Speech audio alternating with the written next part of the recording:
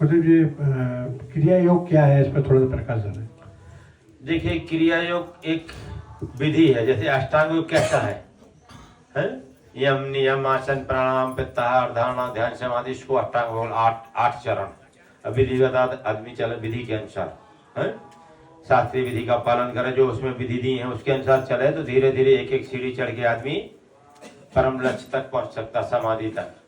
ऐसे ही क्रिया योग प्रोसेस है, उसमें चक्रों में ध्यान होता है, प्राणायाम होता है, मुद्राएं होती हैं, ठीक है ना, ध्यान होता है, उसमें लेवल 1 2 3 ऐसा होता है।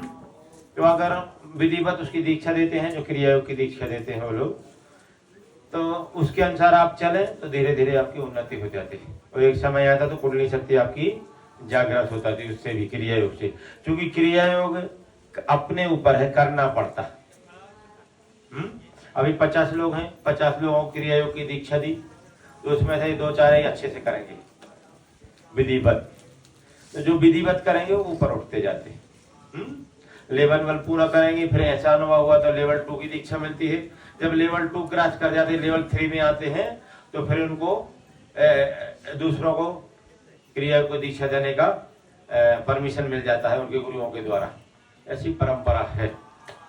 क्योंकि हमने बोला है क्रिया योग कर्ता के ऊपर है, जो करेगा विधिवत समय देके वही उन्नत होता है ना। फायदा तो होता है इसमें, आप चक्रों पर लंबम सम करेंगे, मुद्राएं करेंगे, ध्यान करेंगे, आसन करेंगे, तरह तरह की जो बताई जाती है उसमें, तो फायदा तो होता है, ऐसा नहीं।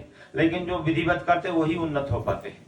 ये हर क्रिया की बात नहीं, कोई भी मार्ग हो, आप विधिवत करेंगे तो ही आगे बढ़ेंगे ना। एक थोड़ा सा आगे जाके गाड़ी उधर ही रुक जाती है। क्यों? सतत तो नहीं है, कभी किया कभी नहीं किया, छोड़ दिया, 2 दिन किया, फिर 4 दिन लगातार किया, फिर छोड़ दिया, ऐसा नहीं। साधना में सतत तो चाहिए। अब शक्तिपात आता है, शक्तिपात महापुरुषों के द्वारा अपनी शक्ति आपके ऊपर पात की जाती है। जैसे गर्भपात क्या था, यानी गिरना है, ऐसी शक्तिपात यानी उनकी शक्ति आपके ऊपर गिरती है। तो आपकी कुंडलिनी जागृत हो जाती है। उससे फिर आपको क्या जरूरत है, वही मुद्राएं, वही क्रियाएं, वही आसन होती है। तो उसमें करना पड़ता है, इसमें होता है।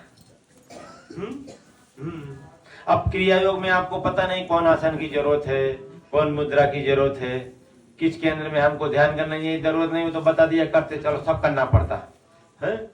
और शक्तिपात में आपको क्या जरूरत है वही होगा, दूसरा आपको नहीं हो सकता। क्या शक्तिपात क्रिया योग का ही एक पार्ट है? क्रिया योग का पार्ट